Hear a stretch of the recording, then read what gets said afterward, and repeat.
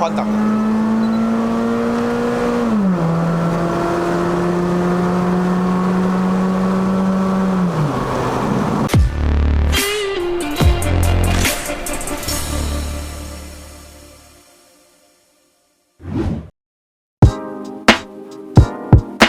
Hello， 大家好，又是 Eder， 不是一个车评，只是 POV， 欢迎回到我的频道。哇哦，早起的鸟儿被虫吃啊，不是，早起的鸟儿有虫吃。我今天又来要拍摄一辆大家已经敲碗了很久的 Honda City GM2。这视频呢，非常感谢车主 Benjamin。哇，要不是他看了我之前试驾 David 的那一辆 Civic FD2， 因为他们是认识的嘛，所以他就联系我来试驾他的这个 City GM2。要不然你们也不会看到这辆车会出现在我的频道上面啊。自认呢，这辆车是一个最耐用的 Honda City， 你们觉得怎么样？ 配搭着 5AD 哦，不是 CVT 哦，动力也是相当不错的哦。首先，这个影片还没开始之前的话呢，希望还没订阅我们的朋友们呢，记得按下订阅。当我更新新影片的时候，你们才可以及时收到通知。好话不多说了 ，Let's go。Benjamin， 你好。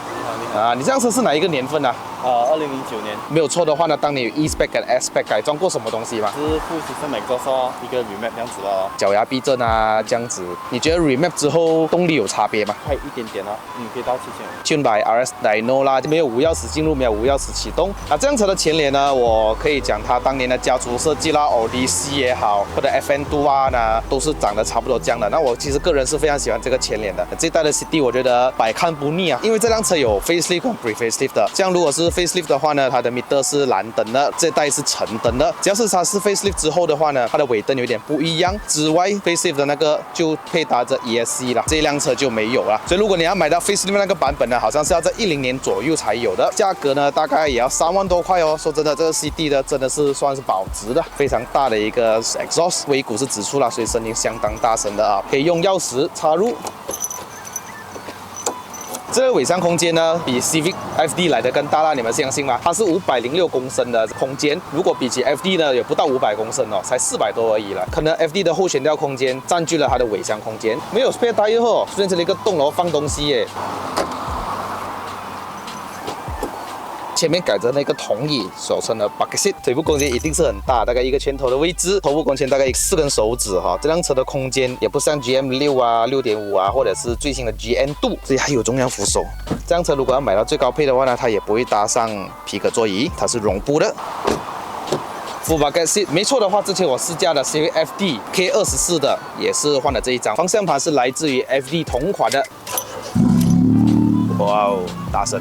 这是 Luffy XF， 它是有彩色荧幕的，可以设置看更多东西。只是车主放上了 RPM 时速，还有我的 Temp Clock 这样子而已啦。这边还有一个小小服务空间，一键上下只有在 Driver 才有。这一些 Plastic 是很好看的，只是用久了就好像这样子咯。FD 也会有这种通病，变黑色的。打开头灯，还是 Light。 大概2根手指用着 BCV1 的 Adjustable。3年只要你买上最高配的话，它都会配上后刹车卡钳。Sorry 啊，现在新款的 City 已经没有了。从 GM6 到 6.5， 还有 GM2 最高配都不会有，除非啊你是买的 Hybrid 才会有的，没有加任何的 bar。前面大概1根手指的高度，前刹车卡钳会比 Civic 来的小一点。前后的轮胎指数为1950R15寸，用的 Potenza RE004的轮胎，轮圈是 TC105X， 尾灯已经是换过了的。哇，序列式的方向灯，这个灯其实蛮好看一下哈，注意看。喂，怎么会有多一个钥匙 Brodua 的？我不知道为什么每一代 City 都会有这个问题哦。你会看到椅子下面这里会有凸起来位置，所以有时候你放脚的话，可能会影响到可能底盘的设计的原因。头灯已经换上了白灯，虽然是 reflector， 我觉得还不算刺眼哈，它不会乱射那个光，至少它有切线，还不错啦。 代号为 L15A7 的一副1.5公升自然吸气的引擎，在6600转可以爆发120 PS，4600转可以爆发着145个牛顿米了。这辆车的车重不到1100公斤的话，是非常的够用。如果你比起 GM6 或者 6.5 的动力数据是一样的，只是说它的扭力呢会比较早200转出现啦。但是这辆车是配搭着 5AT 5速的自动变速箱，如果没有错的话呢，那副变速箱跟 FD 是一样的，也就为什么它称为最耐用的 City， 因为是一个 AT 啦，也没有改过 Intake。Filter 也没有，所以我们可以去看看它的动力到底是怎么样。Let's go！ 值得一赞的是，这辆车的方向盘啊，竟然是可以调整上下还有前后的 Vios， 真的是没有办法，连在2019年开始那一款的 Vios 都是没有的。哎，这样做也非常适合我的尺寸哦。OK。有 auto lock 吗？有，等下你走到一定的速度就会 lock 啊。好，明白。OK。580就580，所以会有换挡的这种声音，有没有？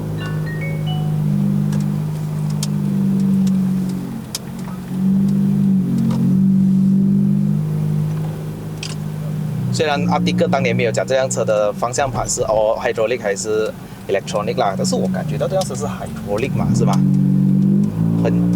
在低速的时候蛮重一下的，然后只要它是在高速的时候，我不知道哪里，我们就知道了。OK， 那哇哦，怎么这样多蓝灯的先？换挡的感觉。很轻快哦，整个油门加起来呀。因为其实我也是有驾过这个 GM2的，所以每一次我上手的时候，在原装上来，我都觉得它的前进哦，一踩下去的时候，那油门反应真的好像那个Toyota这样子，很冲一下的啊。但是尾力方面也是不错的哦，因为它有120匹嘛，我觉得以当年的竞争对手啊 Vios 来讲，它的马力算相当高一下的。OK， 还有 bubble。哇哦 ！OK， 来想访问一下 Benjamin 哦，你这辆车是买二手的是吧？买二手的。什么时候买的这样子？2年前哦。2年前买，然后价格大概是多少钱？21千，那时是朋友刚好要卖，然后就刚好我也需要用车这样子。跟朋友买的，然后你买回来到现在啦，大概2年了是吧？嗯哼。你有没有修过任何的东西？没有。OK， 只是那些基本的东西哦，黑油那些啊，准时去换这样子哦。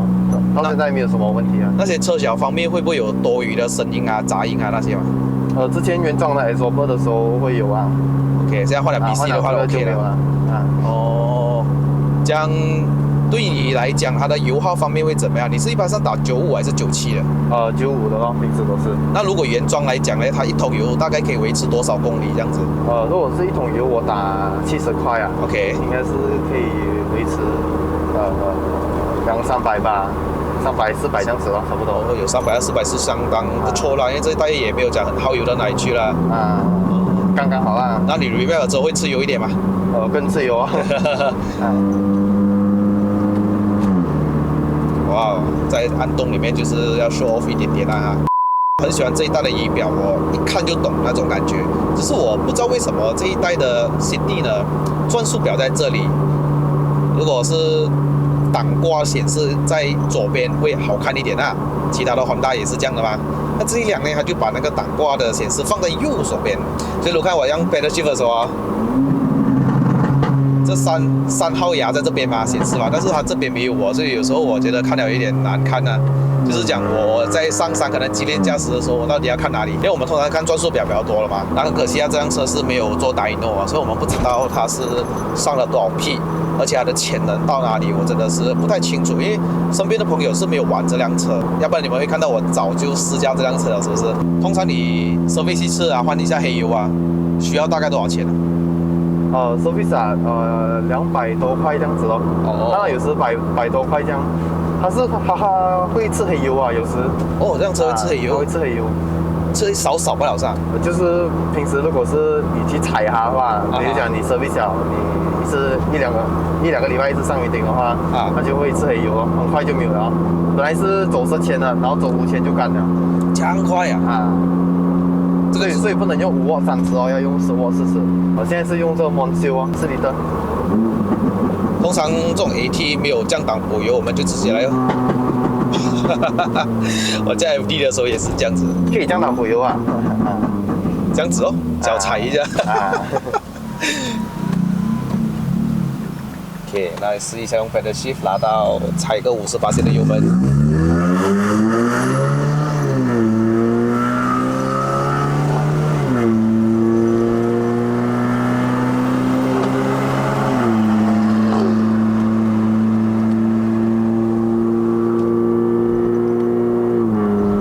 程度来讲哦，有时候他不给你进档了哦，要觉得你转速可能配不上那个油门，他不给你进就是不给你进哦。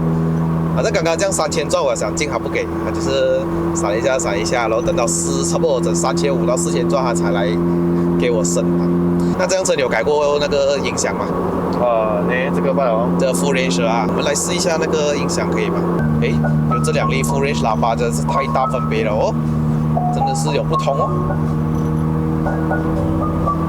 Bass 有，高音也是有。进一下那个 S 档，看一下是不是真的 Sport。哇，拉高转。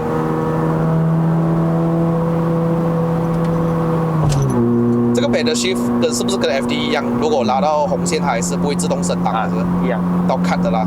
所以这样子经过 remap 是在7500转会断油了啊。OK， 就是这里哦。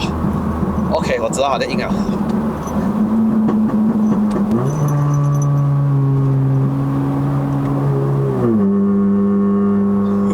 OK， 我知道它硬度了。行驶着大概110公里每小时的话呢，转速是大概2500转的，所以对于 5AD 来说是一种优势。我们跑高速公路的时候都转速蛮低啊，比如说现在120了啊，2600这样子啦，不错不错。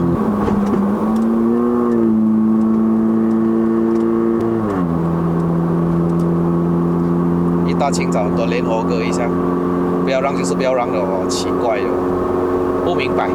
换灯不可以把它维持在3000转，会可能会耳鸣一下哦。你要么就快一点，要么就慢一点哦。改了这个 BC， 我感觉到这辆车没有这样疯哦，要不然原装的话它软过头啊，就在高速的时候它会好像没有什么太大的信心。你看我现在随随便便都120，我觉得这辆车还是蛮定的。以后的改装你会想改什么？可能是下手牙吧。手牙大概需要多少钱呢？大概6000多咯。Jazz iCam 2000多块哦，先换 iCam 先哦。我是看过外国，我不知道是不是是马来西亚也是有啦。它改上了 K24， 哇！我跟你说那个0到100啊，哼，以一个1001公斤、2550mm 的一个轴距长的车，这么轻巧，有一个 K24 2.4 Labro 啊，下去的话，你说会不会飞？肯定会飞的嘛。但是如果你问我验得到车没？你就想到马来西亚玻璃，没有东西是你没有办法做到的，只要你看有没有。那我们进入 S 档，做一个0到100的测试。哇，这辆车想不到下 K20会什么感觉哦 ，K10A。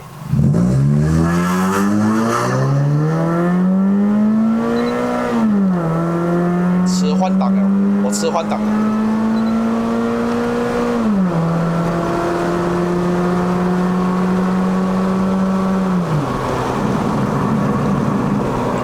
我觉得快，我觉得是快啊！我不知道你们觉得怎样啦？我觉得马力跟应该是说它动力很顺诶，上到。变速箱也是有分别，如果是一个好的变速箱 ，power loss 没有这样多，所以会影响到它的动力数据。很可惜，不知道它是多少匹啊！看来我要加快一点，我不要把它维持在3000转，我觉得够力了。3000多还好一点，不过蛮好叫哦，轻巧一下哦。但是如果你比起 FD 肯定会好啦 ，FD 的候选调是一个 Double Wishbone 嘛，会比这辆车好一点。这辆车你过一个弯的时候呢，你会感觉到屁股会body roll会比较多一点，然后支撑性也没有像 Double Wishbone 来的好，因为它是独立式悬吊嘛，这是非独立，所以在过弯上面肯定有很大的分别。不过换上了脚牙避震，这辆车的确好很多，没有像原装这样疯。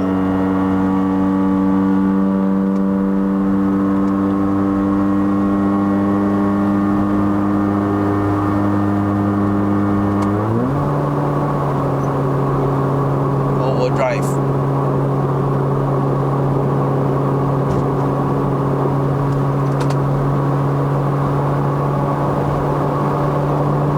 哇，换上 S 档是真的是拉着那个转速哦。我没有用 pedal shift 啊，不，已经160了，完全是我都不会感觉要怕了。我不知道你怎样啦，驾的人跟坐的人不一样吗？哇，一放开油门就哒哒哒哒。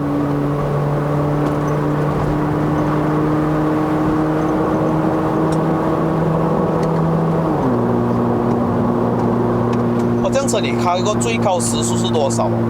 200，可以上到200，不错嘛。 205这样哦，这样子很辛苦啊，要上。可以上到不错啦。然后有 overdrive， 上了再下，跟好像 Accord 啊、FD 的感觉差不多。也蛮轻松的。如果你肯在卡拉拉高转，像这样4500转啊，你把它的最大扭矩找出来啊，这样其实蛮好驾的，在卡拉没有压力，油门轻轻动一点就好了。OK 嘞，不错呀，动力 impress 到我。因为我自认啊 GM 6.5那些都蛮有力一下，没有想到这辆车不错。其实我的油门没有踩得很深嘞，大概40%，30到40这样过了。我们来一个大弯，试一下。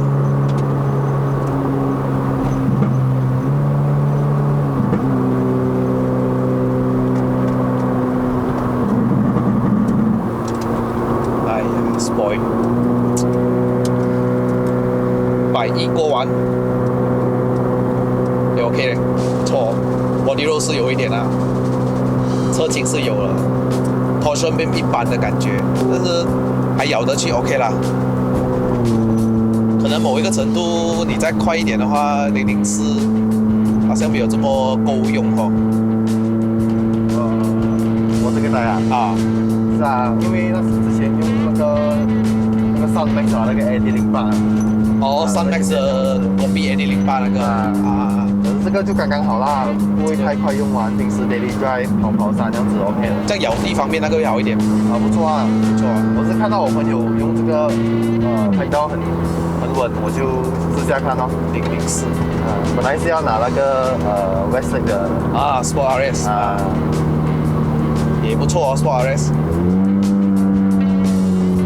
5号牙也是 overdrive 哦。老铁们都知道我们下一集的影片要干什么啦，我们就是要把 City GM 2把它给开上云顶上去，所以还等什么？各位赶快 subscribe！ 哇，你们一家大小要去 shopping 啊，这么多猴子不是人，不错啊，给表面到现在二手价蛮好的一个 City 啊，非常感谢你。OK， 谢谢。OK， 我们下一集再见哈。好了，这一代 CD 终于可以看上云顶了，期待！各位哈，影片就到此结束了。如果喜欢看我的影片的朋友们呢，不要忘了按赞、订阅、分享、打开小铃铛。我们下一集的 POV 再见，拜拜。